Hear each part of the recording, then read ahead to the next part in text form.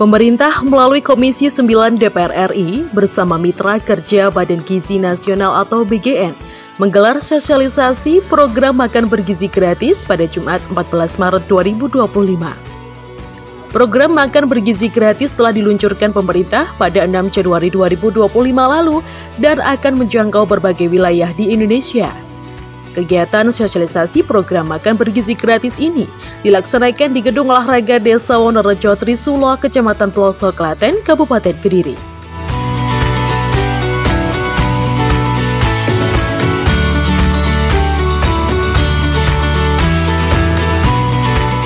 Program makan bergizi gratis akan menjamin kualitas pangan dan menjamin asupan gizi dalam menciptakan sumber daya manusia yang unggul. Program makan bergizi gratis juga sejalan dengan visi Indonesia 2045 yang menargetkan terciptanya generasi emas atau generasi yang mampu membawa Indonesia menjadi negara maju.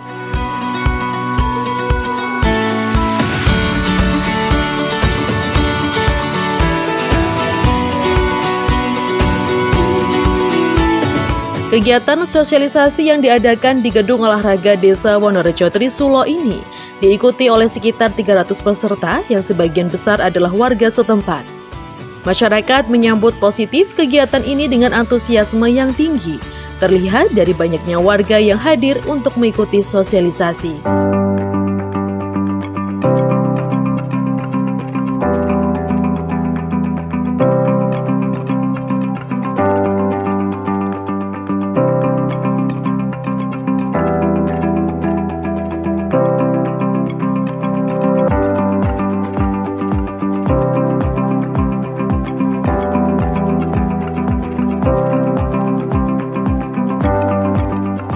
Mewujudkan gizi berkualitas untuk generasi sehat Indonesia. Adapun kegiatan susunan akan saya sampaikan. Yang pertama pembukaan, yang kedua menyanyikan lagu kebangsaan Republik Indonesia, yang ketiga doa, keempat sambutan dan paparan materi, kelima diskusi tanya jawab, 6 penutup.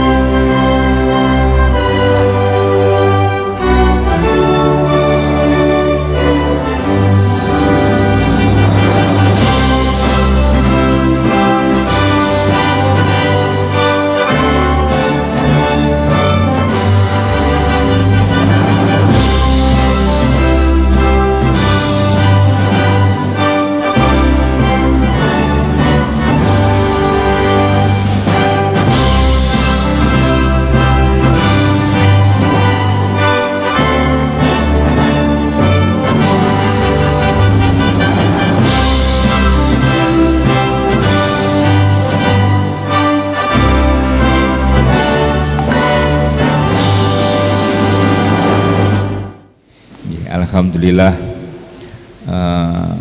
dengan hadirnya Nasdem di sini mensosialisasikan makan bergizi gratis ini, banyak manfaat khususnya bagi desa saya, umumnya untuk wilayah Dapil 4 dan Kediri umumnya. Itu terus saya juga kebetulan kali Pak Lutfi niku sampun saya Pak, kali Mas Pipin nggih sampun saya, mungkin ada komunikasi baik ke depannya. Dan terima kasih lagi saya ucapkan kepada semuanya yang hadir. Saya tidak menyampaikan banyak kata karena waktunya hari Jumat. Sekali lagi terima kasih. Saya akhiri. Wabillahi taufiq. Assalamualaikum warahmatullahi wabarakatuh.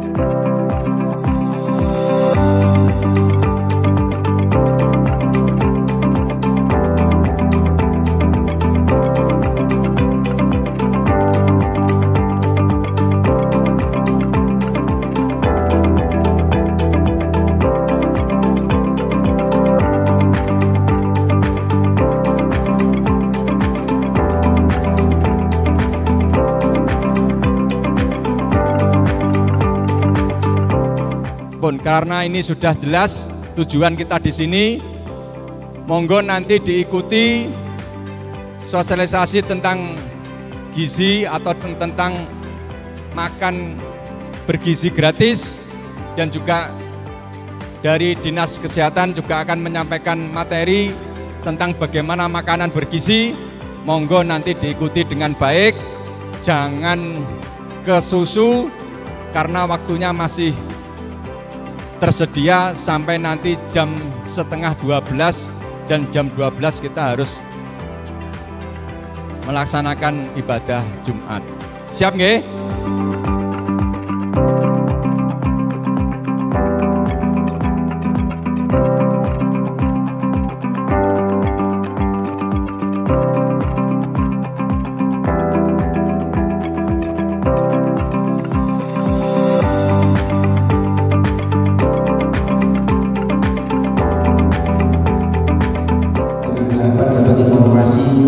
Dan sekalian ini adalah bagian dari ibadah di bulan Ramadan.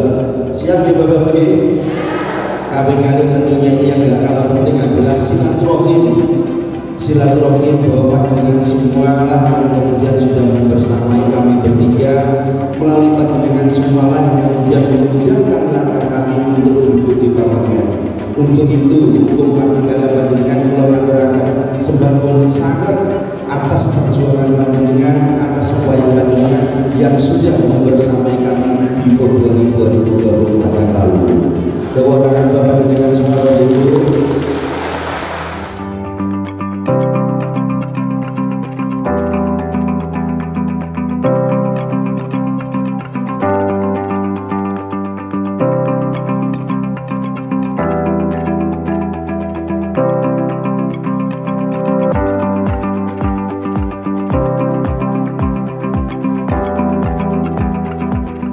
Bedanya Jepang sama Indonesia, letak perbedaannya Jepang maju apa? Contoh di pendapatan per kapita, contoh dalam pemberian gaji. Kalau mungkin enek tonggo kanan kiri jenengan putrane kerja ning Jepang mesti cerita gajine 20 juta, 30 juta, 40 juta. Itu tandanya Jepang lebih maju daripada kita. Nah, maju tidaknya sebuah negara ini juga tergantung dari kualitas SDM, sumber daya manusianya Bapak Ibu. Tergantung pada generasi penerusnya Bapak Ibu. Kita lihat kembali ke Indonesia. Sampai hari ini di tahun 2025 ini Bapak Ibu, kita negara yang masih belum bisa berhasil mencegah dan mengurangi angka stunting. Angka stunting kita di Indonesia masih cukup tinggi. Yang Pak Jokowi mencanangkan 2024 kemarin tinggal 14%, sekarang masih di atas 20%, terutama di kabupaten-kabupaten yang tertinggal. Artinya dari 10 anak ada 2 anak yang berpotensi stunting. Dari 100 anak masih ada 20 anak yang berpotensi stunting. Kalau di Indonesia masih ada anak-anak yang terkena stunting Bapak Ibu, maka ini Indonesia bergerak maju ini tidak bisa secepat seperti negara Jepang, Korea, Singapura dan lain sebagainya. Nah, program makan bergizi gratis termasuk salah satu program untuk mencegah stunting Bapak Ibu. Ya, untuk mencegah stunting, karena anak stunting ini bisa jadi karena kekurangan asupan gizi. Ini yang kedua. Yang ketiga Bapak Ibu, asupan gizi untuk anak-anak kita, cucu-cucu kita, membuat mereka insya Allah tumbuh kembang otaknya itu makin cerdas, Bapak Ibu. Ya kita sudah banyak melihat anak-anak usia 3 tahun, 4 tahun sudah pinter. Ya, wis dalam berbagai bidang pinternya, ya. Enek wis sing 5 tahun wis pinter bahasa Inggris.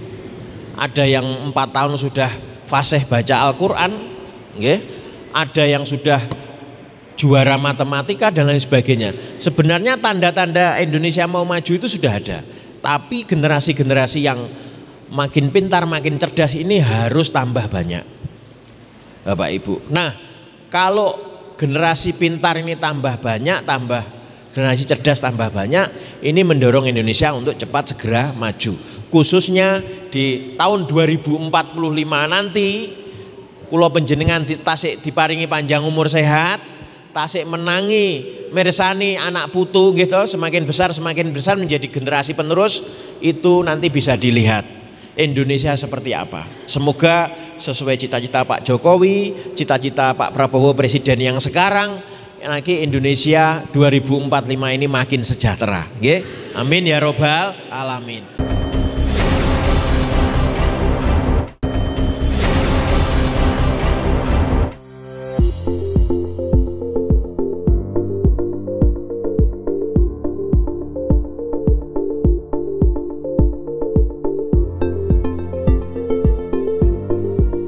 Berdasarkan data, angka kekurangan gizi seperti stunting dan malnutrisi masih menjadi tantangan besar yang harus dihadapi bangsa ini.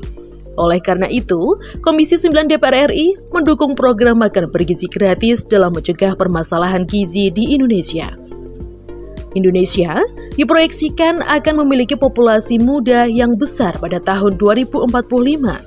Dan program ini dapat menjadi pilar penting dalam mendukung generasi muda yang sehat, produktif, dan siap bersaing di masa depan.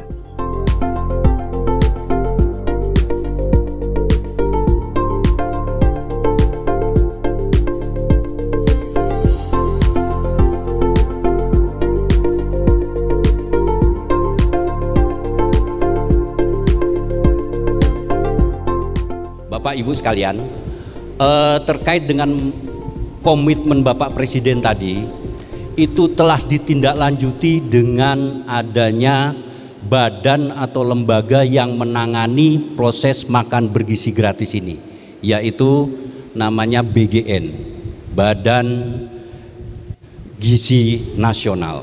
Disitulah program MBG ini dipersiapkan, disitulah program MBG ini dioperasionalkan, diawasi dan sebagainya.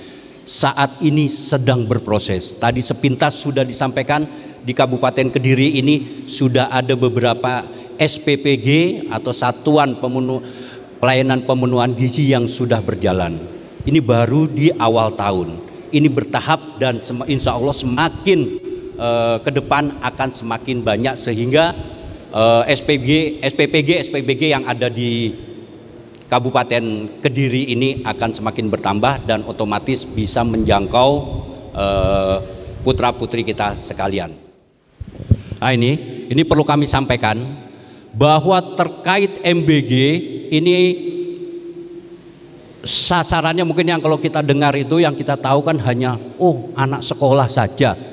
Itu pada kesempatan ini kami tegaskan bahwa sasaran MBG itu terdiri dari 2. Yaitu pertama dari peserta didik, di situ ada anak PAUD, lalu anak ada SD, SMP sampai SMA, termasuk di dalam SMK, termasuk juga santri. Itu anak sekolah, santri dapat. Tapi di balik itu juga ada non peserta didik. Siapa itu? Di situ adalah ibu hamil, ibu menyusui dan anak balita. Tapi pada saat di penerimaan manfaat ini ibu hamil dan menyusui, tolong ibu jangan semakin sregep, kan gitu. Nah itu, jadi sekali lagi bahwa bukan hanya anak sekolah saja, akan tetapi terkait MBG ini juga dimulai dari kandungan nantinya. Demikian, yaitu melalui ibu hamil dan menyusui. Lanjut. Nah ini tujuannya umum.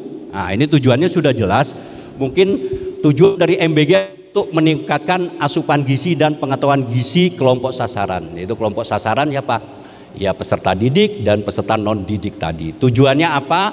Nanti ada tujuan di bidang ekonomi, tujuan di bidang pendidikannya juga meningkat, lalu juga tujuan di bidang gizi mungkin yang nanti akan diulas oleh Bapak Dokter, lalu juga tujuan bidang kemiskinan itu tadi yang seperti saya sampaikan, nanti dengan adanya program ini akan menggerakkan roda perekonomian di kewilayahan masing-masing yang semuanya bersumber dari masyarakat atau dari warga lokal. Dengan MBG tadi Pak Nur Hadi sudah sedikit memintas di negara mana tadi Jepang Pak ya sudah dilaksanakan MBG. Nah terkait dengan MBG yang kita laksanakan yang sedang kita laksanakan ini itu juga kita mengacu atau kita juga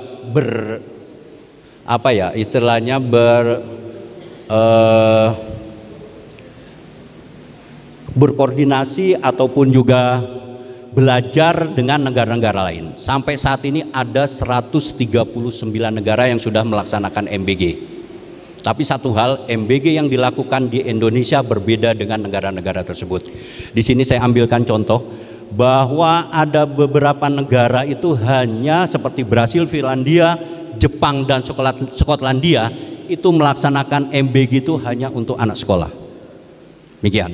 Lalu juga misalnya ada Timor Leste, Jepang juga, India, Bangladesh itu hanya untuk program ibu hamil, menyusui dan balita. Akan tetapi Indonesia seperti yang saya sampaikan tadi semuanya. Artinya program ini jauh lebih visioner, lebih hebat dibandingkan mohon maaf negara-negara yang sudah melakukan. Sehingga kami mohon bantuan kerjasamanya masyarakat untuk sekali lagi mensukseskan program MBG ini. Semua masyarakat diberi kesempatan untuk bukan saja menjadi awak dari SPPG atau dapur yang ada di wilayahnya, akan tetapi juga ada kesempatan untuk bermitra. Demikian, bermitra mengelola dapur tersebut.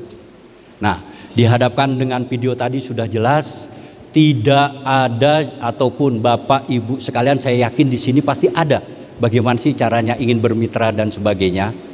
Sekali lagi terkait untuk bermitra dengan BGN ini hanya bisa melalui websitenya BGN, sehingga apabila ada orang yang ingin menawarkan atau ingin membantu dan sebagainya untuk bermitra dengan BGN itu langsung saja asumsikan itu adalah yang tidak benar. Itu demikian. Lanjut.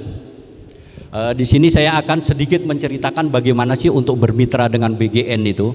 Pada dasarnya BGN saat ini sudah mempunyai data terkait jumlah dari penerima manfaat atau orang yang ataupun anak-anak sekolah ataupun ibu hamil yang akan menerima manfaat ataupun program MBG ini. Akan tetapi di situ dari titik-titik itu nanti apabila ada masyarakat yang ingin bermitra, silakan mendaftar. Pak, saya punya tempat di kampung sini, saya ingin bermitra, bisa didaftarkan seperti tadi di video, masuk ke mitra websitenya mitra.bgn.go.id. Nanti mungkin Bapak Ibu bisa minta putranya ataupun orang untuk mendaftarkan di sini.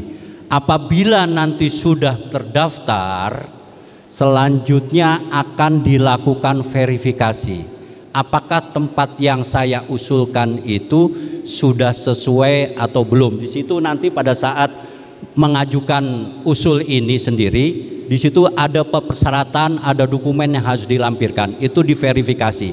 Apabila sudah disetujui di verifikasi pertama, nanti ada tim dari BGN yang akan mengverifikasi atau datang ke tempat yang sudah disetujui itu untuk dicek kembali.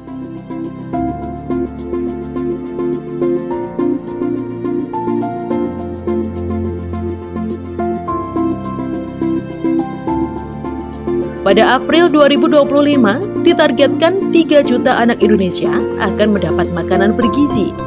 Target berikutnya pada Agustus 2025 akan bertambah menjadi 15 juta. Dan akhir tahun, semua anak Indonesia bisa mendapatkan makanan bergizi gratis.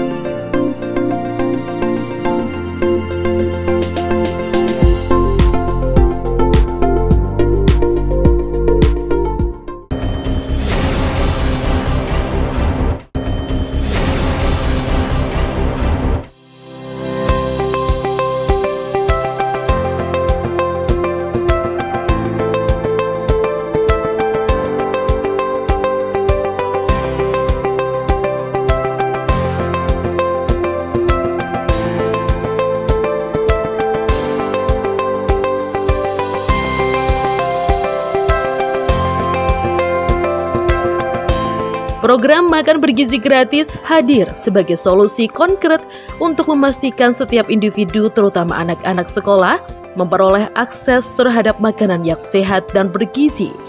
Dengan gizi yang terpenuhi sejak dini, anak-anak Indonesia diharapkan tumbuh menjadi generasi yang cerdas, kuat, dan siap bersaing di tingkat global.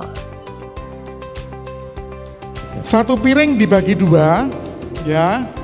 Kemudian yang 2 ini dibagi 2/3 dan 1/3. Yang 2/3 adalah karbohidrat. Karbohidrat contohnya apa?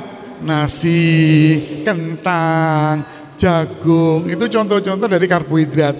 Dan yang 1/3-nya diisi dengan lauk pauk, isinya protein, telur, daging, ayam, ikan, itu contoh-contoh dari protein. Kemudian yang separuhnya lagi, yang 1/3 adalah, yang 2/3 adalah lauk pauk atau sayur mayur, ya.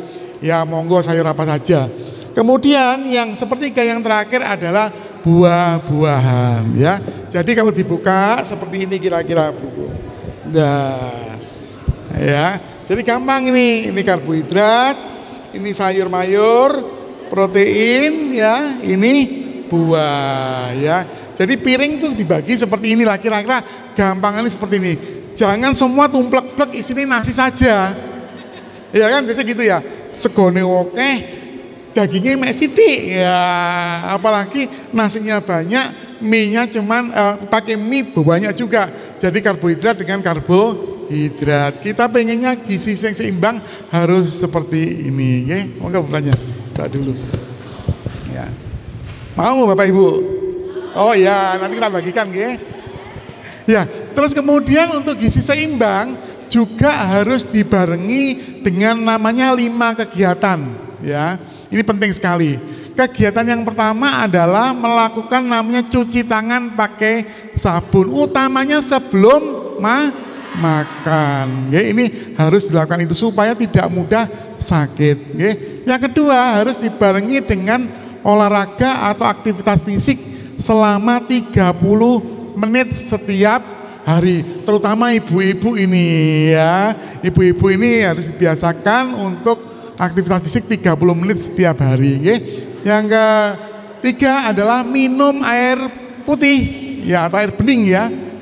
Ya, 8 gelas satu hari. Yang keempat adalah memantau berat badan, ya. Terutama yang berat badannya lebih begini nih, ya, harus dipantau, ya. Yang berikutnya juga batasi yang namanya gula, garam, dan lemak atau minyak. Nah, ini biasanya bapak-bapak ini kalau minum kopi itu mintanya kan mesti manis, ya, letak, panas, ya. Nah, ini harus betul-betul dibatasi bagaimana cara untuk konsumsi gula, garam, dan lemak atau minyak. Nanti kita akan ada.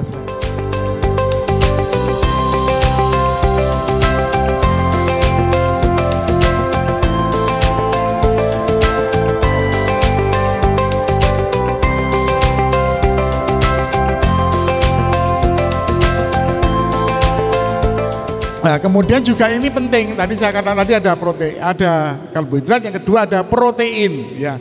Protein ini bisa didapatkan dari 2, yaitu protein hewani, ya, dan protein nabati. Yang nabati apa? tempe, tahu, mesti ada ya dalam menu sehari-hari ya. Tapi kadang-kadang yang protein hewani ini yang kurang ya. Dan kita protein hewani lebih cenderung banyak yang ke daging mungkin ya, atau mungkin ayam. Tapi untuk ikan, ini jarang ya Bu ya. Hah? Mahal, ikan lebih mahal ya Bu. Ikan laut ya. Ya, ikan tuh lebih sehat. Minimal seharusnya kita 2-3 kali seminggu makan ikan ya. Karena protein yang paling bagus, lemak yang paling bagus ada di ikan ya. Tapi karena memang mungkin kebiasaan makan ikan itu menjadi lebih sedikit dibanding dengan lemak yang protein yang lain, sehingga mungkin kita jarang makan protein dari ikan. Yang bagus adalah dari ikan. Kenapa? Protein ini penting sekali untuk meningkatkan daya tahan tubuh dan sebagai sumber untuk pertumbuhan. Makanya sekarang programnya untuk anak-anak ya, pemberian PMT dan sebagainya harus ada yang namanya protein ya. Ya, kemudian yang penting juga adalah makan buah dan sayur sebagai sumber vitamin dan sumber serat. Serat itu penting, kenapa? Serat itu bisa menghambat gula, lemak yang masuk dalam tubuh kita, sehingga mereka tidak diserap oleh tubuh kita, keluar langsung melalui kotoran ya. Jadi penting sekali kalau kita banyak makan serat dibanding dengan makan karbohidrat ya. Lebih bagus serat yang paling tinggi. Makanya nanti porsinya minimal sama antara karbohidrat dan serat atau sayur mayur.